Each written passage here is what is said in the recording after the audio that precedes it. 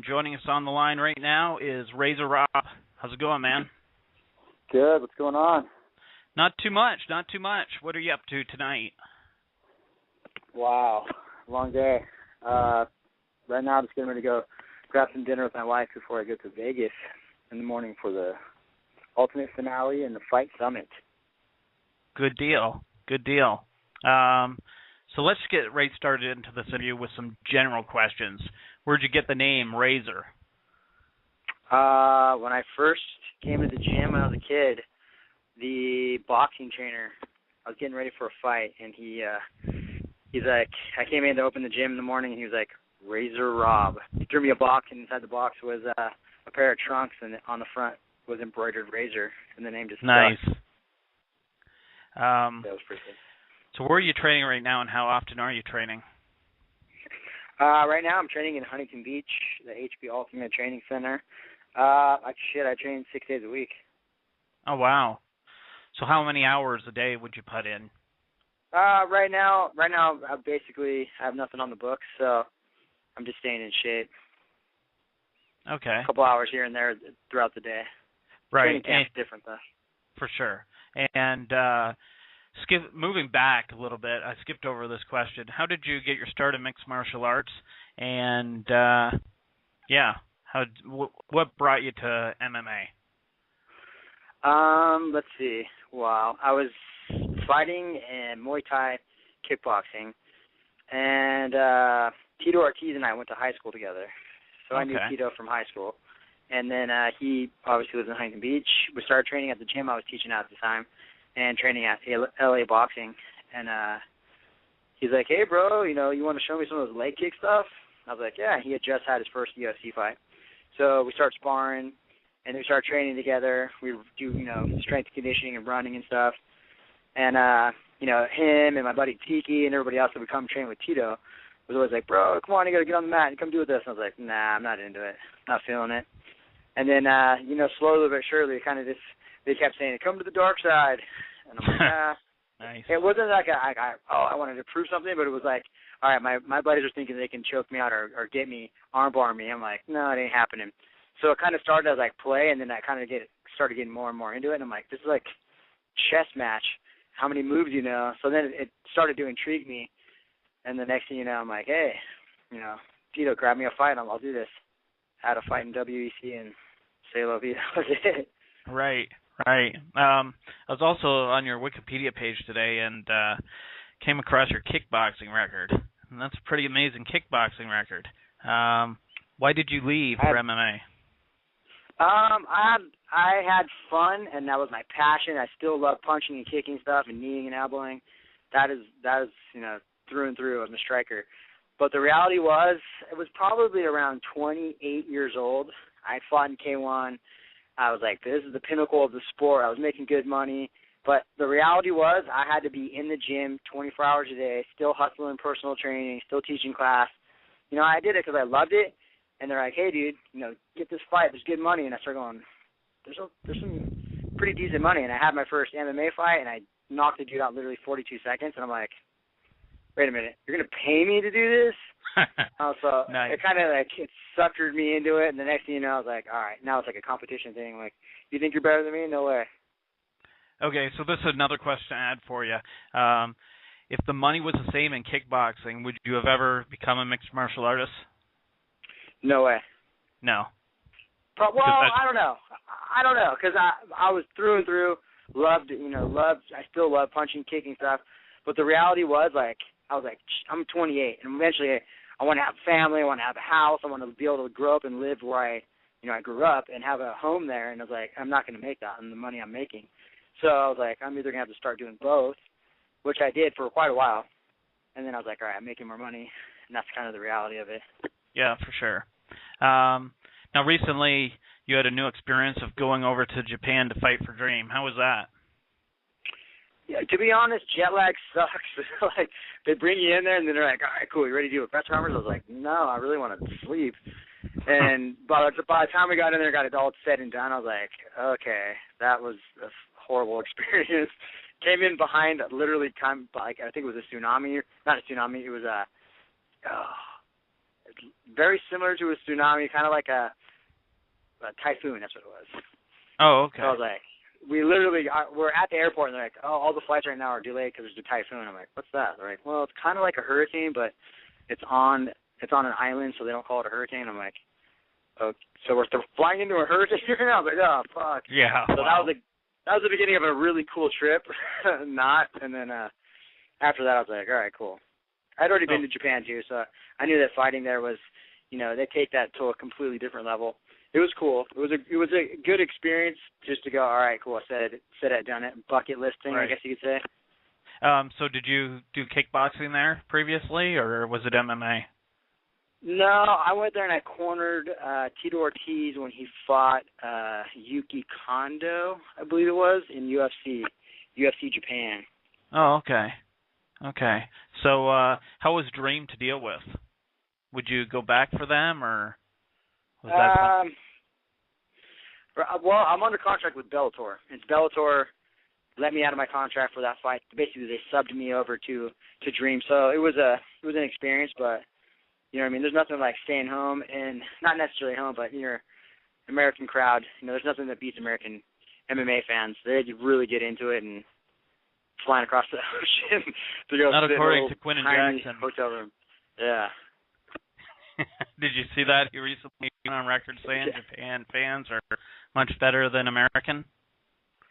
Really? Yeah. Yeah. Anyways, we'll move on from that. What's your greatest accomplishment in mixed martial arts?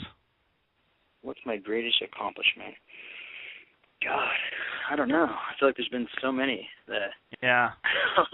You know what I mean? I'm enjoying the journey. Career. Yeah. I'm enjoying the journey. It's not a matter of like anything that I got, material stuff, belts or titles or anything like that. It's more of just like, to me, I got into it because I came from a broken home, and that was my release. Going to the gym and hitting the bag. It was, instead of going to an expensive therapy session and getting all pilled out because I didn't have that option. I went to the gym and I hit the bag, and it made clarity out of my crazy life at the time. And now I look back, it trips me out. I always smile. I go, man, I can't believe that. I made it. I did it.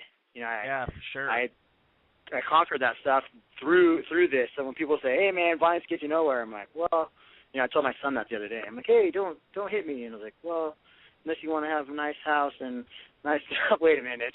I'm going to discipline this kid. Yeah. Okay, so what's next for you in MMA? Well, there's talks with my management, some big stuff coming, so we'll see. Right now, just doing my thing. Still under contract with Bellator. I believe they're getting on Spike. They're on MTV too right now. So that's still, they're a growing company, which is pretty awesome. I was with WEC when they were first growing, and, that turned out to be a really great experience for both of us. So hopefully that will be the same with Bellator. Okay. Now there's a big fight this weekend for the Ultimate Fighter. Who'd you got, Bisping or Mayhem? Yeah, it was funny when Bisping asked me to be on his team because Jason DeMiller and I trained together, and he came to our gym and said, hey, I've been training with Manu and Toe, who was my old Thai trainer. And he said, Manu said, if I ever want to be in UFC, I need to come to the West Coast and train with you. And I was like, really? I was like, all right, cool. And I remember the day specifically because, walking into your own gym, it's like your home. You recognize people who you don't know. So I immediately saw Jason, was like, that guy in my weight class, who was that guy, the tall, goofy kid? He's wearing like the Valetudo shorts. I'm like, why is he wearing those little butt huggers? I think that was the style at the time because it was right. 2099. And then Rico Rodriguez and Tito and everybody was like, hey, who's that kid? I'm like, I don't know. And he rolled with Rico, and I remember he got Rico in like a knee bar. And I drove home with Rico that day, and he was so mad. He was like, dude, I'm going to smash that kid. I hate that kid. Bring him to practice every time. I'm going to beat that kid up. And, I mean, that set the tone for everybody just, like, going with Jason all the time. So he became part of the crew. And right. So when Bisping was like, hey, bro, you want to be on my team? I was like, yeah, for sure. So, I mean, it was cool. Jason and I have, we don't really like hang out and stuff nowadays, but it was kind of funny in that it was a cool experience. It was a cool experience. It was great for the 145, 135 class to watch those guys. Super talented guys, and I think Saturday night's going to be a great night of fights. For sure. Now, I want to go back a little bit in your WEC career. You were on a great roll, then you lost it a 5 fight. Doesn't that seem kind of weird that you were low at that point? That what? That after WEC 44, you left the company. Did it seem weird? Did I say? Yeah. Like usually guys have 3 or 4 fights in a row to leave. You know what I mean? Like. Well, to be honest, I was a little like shocked. I was like, oh, because I remember doing an interview, and I had just done this interview, and it was literally like the day before, and my manager's like, hey, bro, maybe we should start looking for some fights other places. And I'm like, why would I do that? And then he's like, well, he didn't come out and say, hey, I think they cut you. He was like, well, grab a couple wins and we'll come back and smash people. And I was like, why would I do that? I have a contract. Oh, I get it. I was like, oh, man. I had just got done saying, hey, I just signed like a $250,000 contract for 6 fights. I was doing, I was cleaning up. I was having fun. I had broken my hand. That's what it was. And I was getting surgery. So I was out sitting around going, okay, cool. With idle time, I was like, all right, I got to figure some stuff out. And, WC was like, hey, why don't you stop hurting yourself and come back when you get some wins. Oh, wow. So, see, because, you did lose 3 out of 5, but those were against some of their best guys, and I just always thought it was weird, so I wanted to ask that question. It was interesting, too. When I fought Donald Cerrone, we were on the undercard. Like, it wasn't even a televised fight, and I was like, really? Really? You don't think you're going to get a good fight out of me and Cerrone? Really? Like, that guy's going to try to tear my head off, and I'm going to try to do the same, so it's going to be a great fight either way. And then, obviously, we made it on TV because it was a hell of a fight, but I thought that was kind of weird. That I was like, huh. Yeah, for sure. Okay. Let's see. Tell me a little bit about Razor Clothing. Razor Clothing was brought to me. Basically, every time you fight, you make shirts for your corner guys. Yeah. And then if you make a couple extra, the people at your gym, you kick them down to them. If you make a lot extra, then hey, I had a student who's like, why don't you sell those? And I'm like, oh yeah, I do. And he's like, bro, no, make a clothing company. And at the time, I was like, I don't have the time, bro. I got, I'm fighting, this and that. And he goes, well, I'll help you out. How about that? So we got a web designer, graphic artist, and we, kind of just started in '06, and it really started to take off, and it's been doing great ever since, even in a horrible economy. For sure. So do you help with designs, or you just let the design guys handle that? Nah, I've been on occasion. I've been that guy who's been like, hey, and literally in the middle of the night, call the guy. Okay, do you have a pencil? This is what I was thinking. All right, it'll be a star with a razor blade, and then the guy's like, okay. We've made a few shirts that I just straight up off the top of my head. I think it would be a good shirt. We'll do a small run, and we sat on them, and I was like, oh, bad idea. And then we've done shirts, and they've taken off. So I've been a pretty big creative part of it, especially with the marketing aspect, which is, to me, I think is pretty fun. Yeah, so for sure. But we I try to leave it to the pros on designing all this stuff. Okay, and what's the website for the Razor Clothing? It's www.razorclothing.tv. But we're coming out here in the next month or two with the Razor Clothing FightGear.com. Okay, cool. And we're gonna start selling merchandise, gloves, shin pads, the whole kit and caboodle. Okay, and any street fighting stories? Any street fighting stories? Well, considering that I'm still on probation, I have nothing that's gonna nothing's gonna blow that for me. Ask me in another year and a half. Okay, good deal. Let's play the name game. Tell me what comes to mind when you hear these names. Number 1, Tito Ortiz. Big head. Reed Harris. Reed Harris. I'm his number 1 fan. Jamie Varner. Oh God, America's number 1 hated guy. Am I going to get you in trouble with these questions? No, not at all. Kit Cope. Kit Cope. He is definitely a character. And my last of the bunch is Cowboy Donald Cerrone.